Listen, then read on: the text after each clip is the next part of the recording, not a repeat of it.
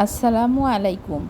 Renaissance Shampa cooking রেসিপিতে আপনাদের সবাইকে ওয়েলকাম।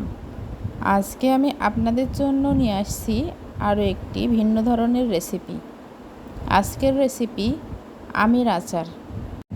সারা বছর জুড়ে সংরক্ষণ করে খাওয়া যাবে এমন একটি আচার আজকে আপনাদেরকে তৈরি করে দেখাবো। এই আমগুলাকে এখন আমি ধুয়ে তারপর পিস করে কেটে নেব। কাটার পর কিন্তু আর আম ধোয়া যাবে না।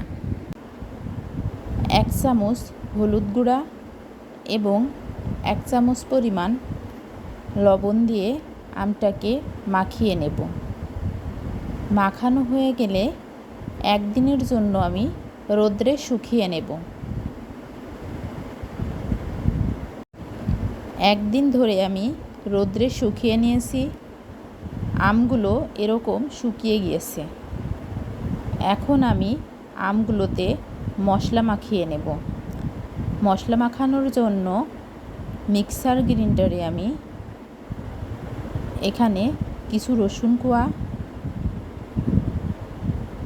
আদা কুচি, 1 চা চামচ ধনিয়া, গোটা ধনিয়া এটা, 1 চা চামচ সরিষা, 1 চা চামচ মরিচের গুঁড়া, 1 চা চামচ জিরা, সামান্য পানি দিয়ে নেব। তারপর এটাকে আমি পেস্ট করে নেব। এটাকে পেস্ট করে নিলাম। পেস্ট করা এই মশলাটা এখন আমি আমগুলোতে খুব ভালোভাবে মাখিয়ে নেব। মাখানো হয়ে গেলে আবারও আমি একদিন ধরে রোদ্রে খুব ভালোভাবে শুকিয়ে নেব। আমের এই আচার তৈরির জন্য আমগুলো এভাবে রোদ্রে শুকিয়ে নিলে কি হবে, সারা বছর জুড়ে সংরক্ষণ করে রাখলেও আচারটা নষ্ট হবে না। একদিন আমি শুকিয়ে নিয়েছি, দেখুন কতটা শুকিয়ে গিয়েছে আমগুলো। মশলাটা একদম আমের সাথে কিন্তু লেগে গিয়েছে। এরকমভাবে শুকিয়ে নিতে হবে। এখন আমি কিভাবে আচারটা তৈরি করব সেই রেসিপিটা আপনাদেরকে দেখাবো। প্রথমে আমি চুলায় কড়াই দিয়ে নিয়েছি। গরম কড়াইয়ে কিছু রসুন কোয়া দিয়ে নিলাম। রসুন কোয়াটা যেহেতু ধোয়ার পরে হালকা একটু পানি লেগে আছে, এজন্য প্রথমেই দিয়ে নিলাম। একটু নাড়া দিয়ে নেব পানিটা শুকানোর জন্য। পানিটা শুকিয়ে এসছে। এখন আমি পরিমাণ মতো সরিষার তেল দিয়ে নেব। আচার তৈরির জন্য অবশ্যই চেষ্টা করবেন সরিষার তেল ব্যবহার করার। সরিষার তেলে আচার তৈরি করলে খেতেও অনেক সুস্বাদু লাগে, তাছাড়া ফ্লেভারটাও অনেক দারুণ আসে। রসুনগুলো একটু ভেজে নেব। 3-4টা তেজপাতা দিয়ে নিলাম। এবার তেলের মধ্যে আমি 7 থেকে 8টা শুকনা মরিচ দিয়ে নেব। 4টা এলাচ এবং 5-6 টুকরা দারচিনি দিয়ে দিলাম।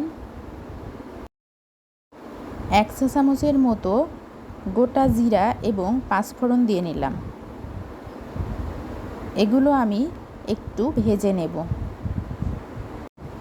এগুলো থেকে খুবই সুন্দর একটা ফ্লেভার আসছে।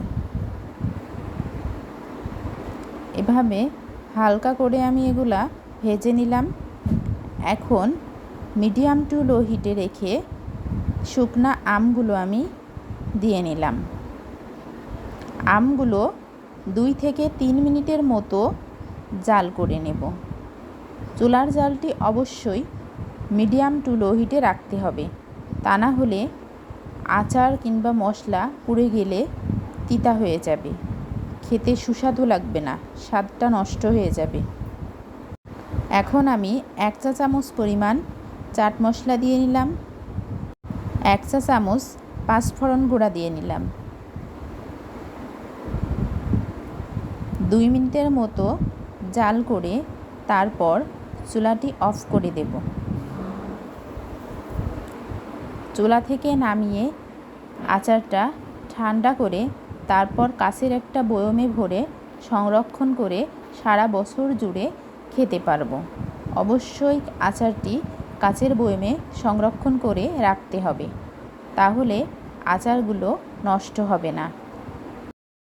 সারা বছর জুড়ে সংরক্ষণ করার মতো পারফেক্ট আচার তৈরি হয়ে গিয়েছে।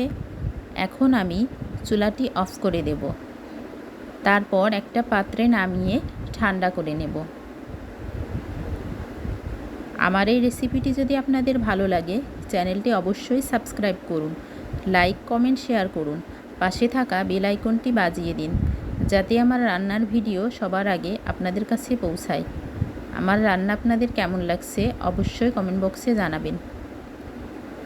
আচারগুলো কতটা সুন্দর হয়েছে দেখুন। যেহেতু আম শুকানোর সময় আমি হলুদ গুঁড়া এবং লবণ দিয়েছিলাম, এজন্য কিন্তু আচার তৈরির সময় আর কোনো লবণের ব্যবহার করিনি।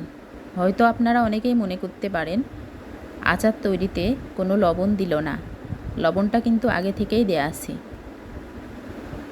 আমার রেসিপি ফলো করে আপনারা অবশ্যই একদিন হলেও এই আচারের রেসিপিটা তৈরি করে দেখুন, খেতে কতটা মজাদার হয় আর বছর জুড়েও সংরক্ষণ করে রাখা যাবে।